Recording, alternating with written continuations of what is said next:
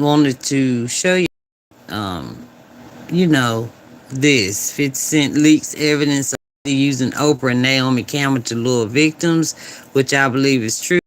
Seen other videos and stuff and read up about it.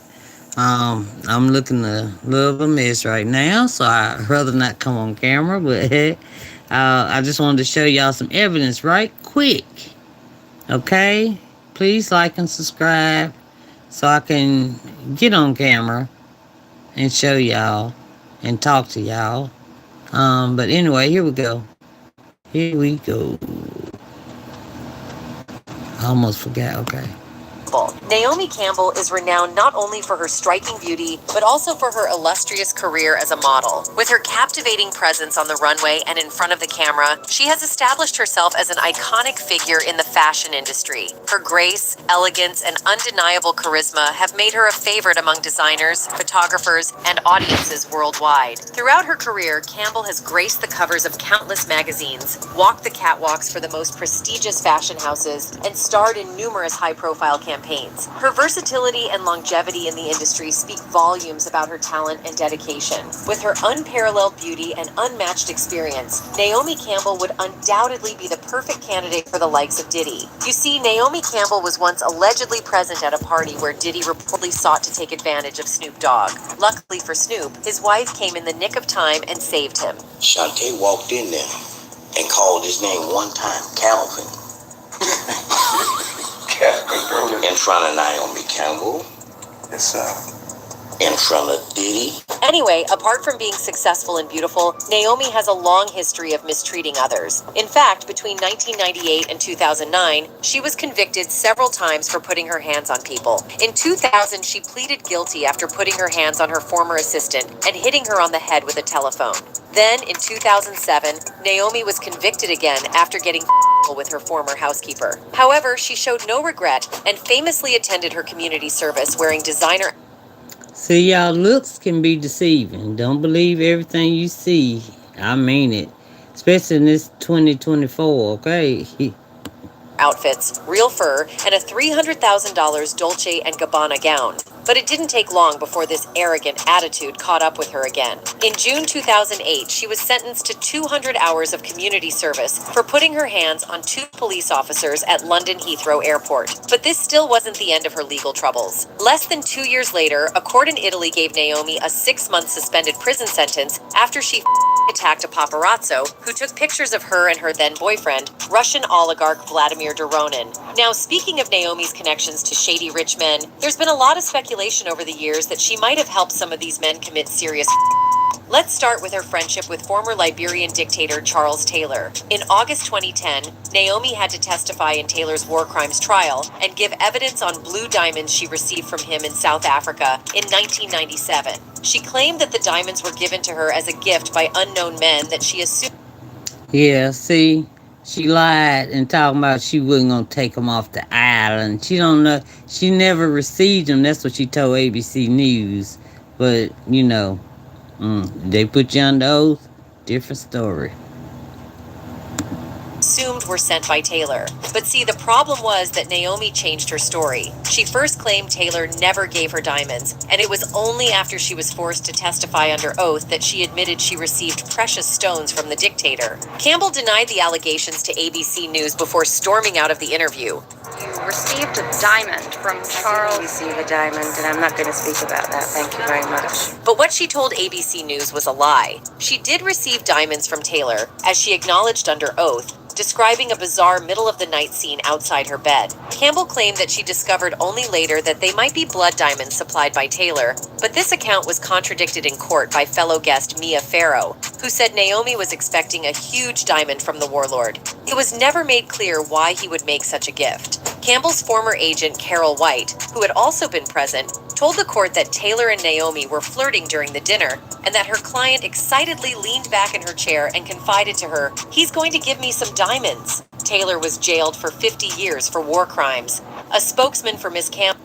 See, she knew it was blood diamonds, but she took them anyway, y'all. She took them anyway. And as far as the island, she was there. Her and Oprah was there together, allegedly. They was there together, and they lured this little young girl in. Yeah, her and Oprah was there together. The girl said that she felt comfortable because she saw Naomi and Oprah, and that made her feel very comfortable, but she didn't know what was about to happen. Okay? So, don't. Ugh. Wait a minute, y'all. I messed up on something. Sorry.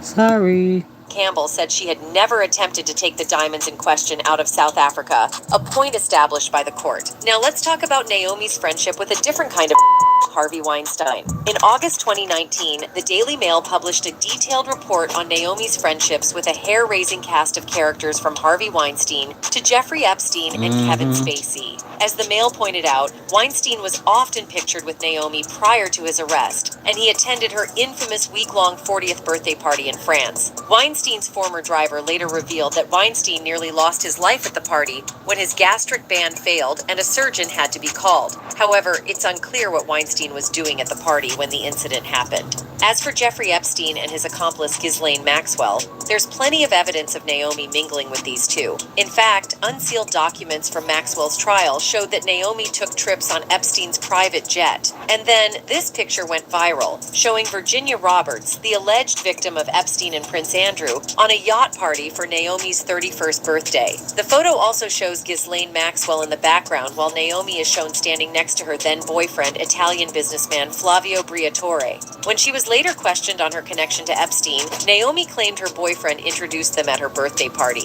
and she admitted seeing Epstein front row at multiple Victoria's Secret shows. However, she denied knowing anything about his. Now, when all those allegations about Diddy surfaced, Naomi's name popped up. Naomi and Diddy have been close for decades, and they were even rumored to have dated back in 2001. However, Naomi now prefers to refer to Diddy as her brother. But get this, when all those allegations about Diddy surfaced, Naomi quickly deleted a photo of her with Diddy and Janet Jackson from her Instagram. And I don't know why. They got a million other photos.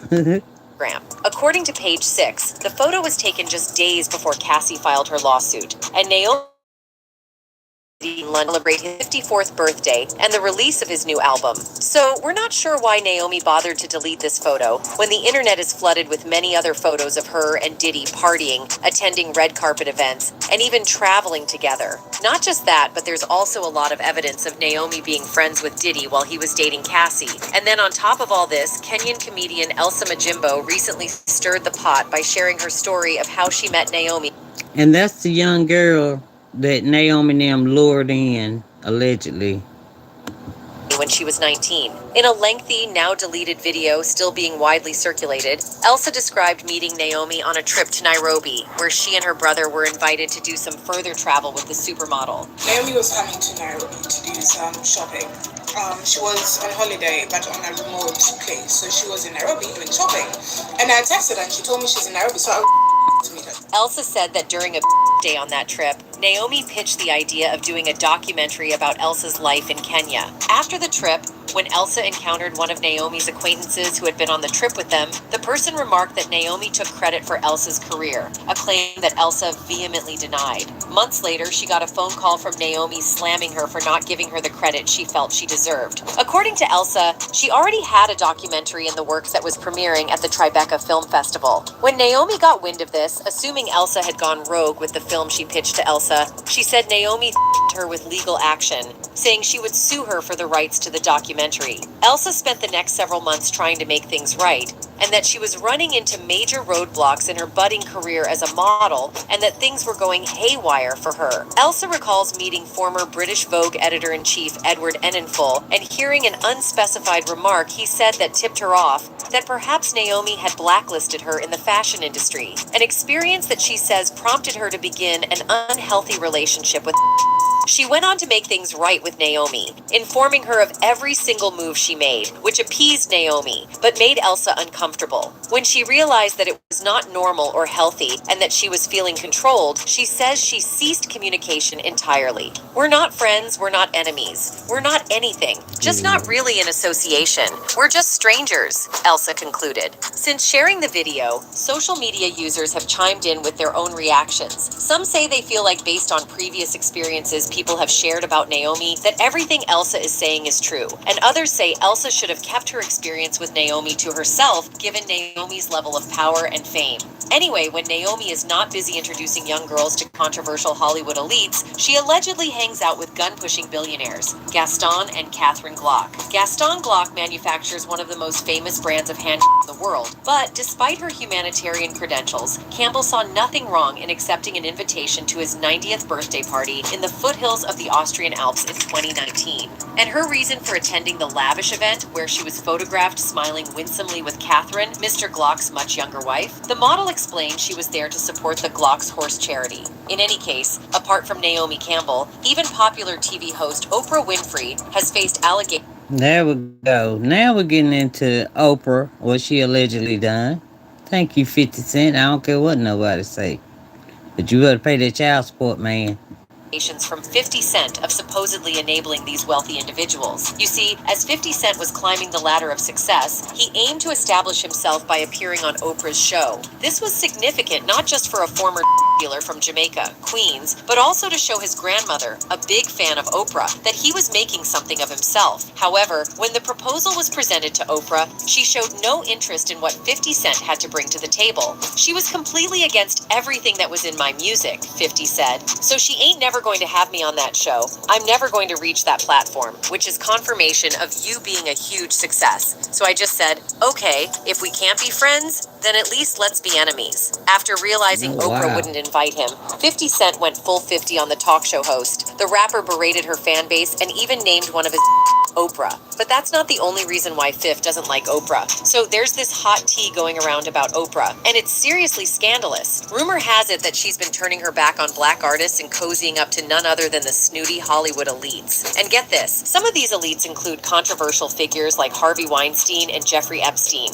For context, Oprah was once close with Harvey, and she even showed him sympathy even though he is a disgusting man and he deserves to rot in jail. But it's hard to understand why Oprah wanted to be best friends with someone like Harvey Weinstein. They had a very warm friendship, and the photos show. Some people actually believe that Oprah convinced some actresses to hook up with Harvey Weinstein. In fact, Rose McGowan tweeted out, "I'm glad more people are seeing the ugly truth of Oprah. I wish she were real, but she isn't." Oprah previously attempted to speak out on Harvey Weinstein, but she never really got to the point, and you can tell that she was trying to protect him. I think that this is, I'm always trying to look for the rainbow in the cloud, whatever is the silver lining, and so I think this is a water moment. Of course, Oprah was trying to change the focus and make it seem like everyone else was the problem except for Harvey. But let's talk about the strange difference in Oprah's behavior when she deals with people like Harvey compared to someone like Michael Jackson.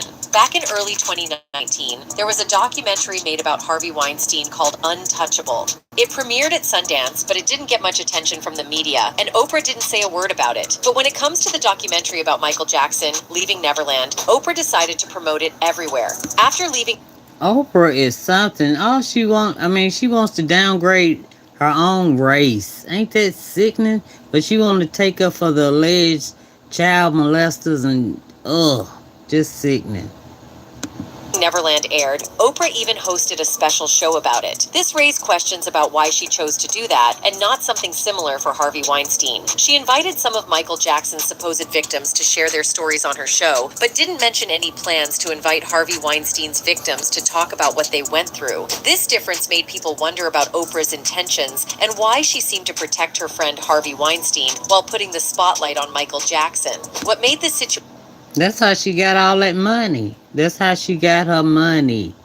Oprah is a, what do you call her? Not the gatekeeper. She's over the gatekeepers, allegedly. A handler. She's a handler. She tells the gatekeepers what to do. And I've also learned that Steve Harvey is allegedly a gatekeeper. And Oprah tells him what to do, when to do it, how to do it, who to do it to, how to, all of that, allegedly.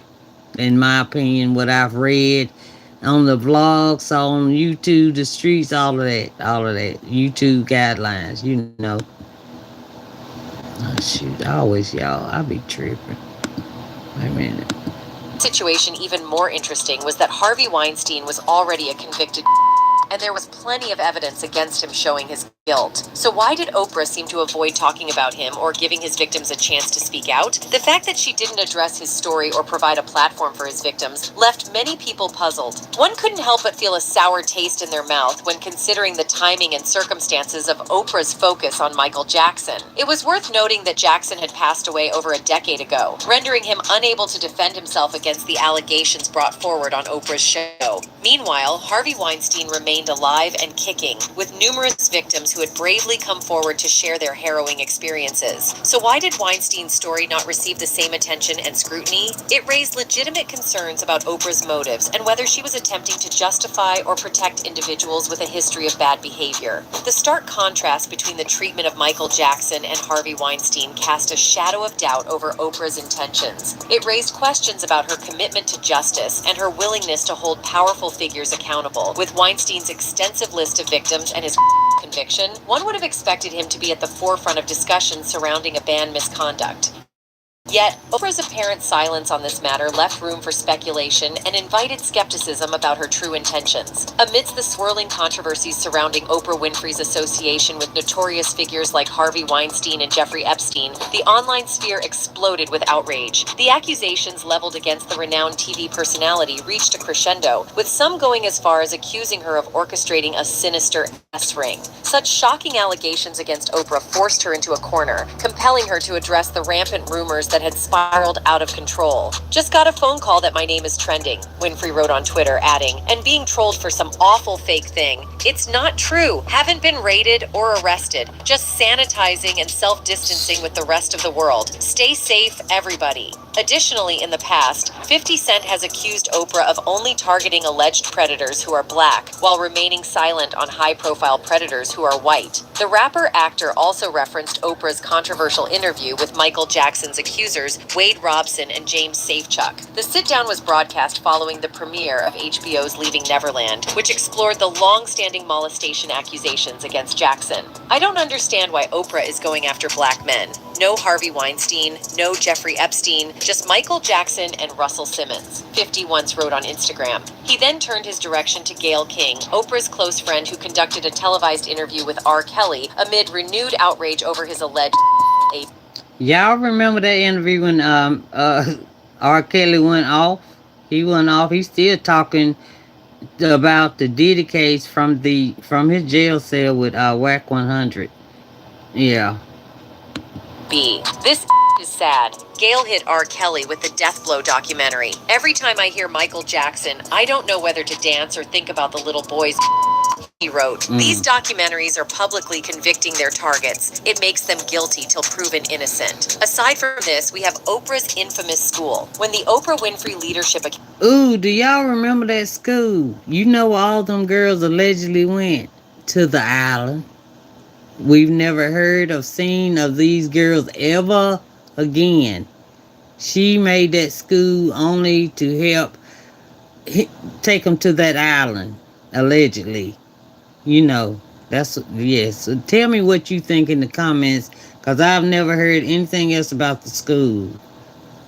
And they preyed on the children, especially the melanated children. So all those children, in my opinion, went to the island. And that's what happened. Allegedly. Dag on it, Yvette. Valentine TV. Academy for Girls opened in Johannesburg in 2007. Nelson Mandela, Tina Turner, Sidney Poitier, Spike Lee, and Oprah herself attended a lavish ribbon-cutting ceremony celebrating the landmark boarding school, founded with $40 million of Oprah's money. But less than a year later, 6 of the 152 students who had been personally selected by Oprah to attend the institution came forward to accuse dorm matron Virginia Tiny Magobo of SA and physical AB. Desperate to salvage her image and protect the brand she had built, Oprah swooped in with a team of investigators to uncover the truth. 6 brave girls came forward, mustering the courage to share their traumatic experiences. Yet, to the dismay of many, Virginia was shockingly cleared of all all charges, leaving the public questioning the fairness and efficacy of the justice system. The scandal reached new heights, casting doubt not only on the credibility of Oprah's venture, but also on the integrity of the entire South African education system. But the darkness didn't dissipate with Virginia's scandal. Less than 2 years later, another controversy erupted within the walls of Oprah's academy. Disturbing revelations emerged, shedding light on a culture of and intimidation among the students. It was revealed that a 15-year-old girl had been pressuring victims into silence, coercing them not to report the altercations to their parents or authorities. Shockingly, 7 students were suspended for their involvement in intimidating behavior and inappropriate acts. A letter sent to one parent detailed accusations of intimate contact. Despite Oprah's attempts to address these issues, it seemed that the problems were deeply ingrained within the Academy's very foundation. In any case, although Oprah and Naomi Campbell have not been explicitly mentioned in any of Diddy's lawsuits, fans believe that they each should also be held accountable for their wrongdoings and for misleading young people in the industry. Anyway, that's it for this video, folks. Bye. What do y'all think about that? It is so crazy. Y'all please like and subscribe. You see I need some new equipment. So but anywho, y'all like, subscribe, and leave a comment. Tell me what you think about Naomi and Oprah. And about the school that the children, where are the girls? Where are the girls? Okay. Thank y'all. I love y'all, and y'all have a blessed day. Thank you so much.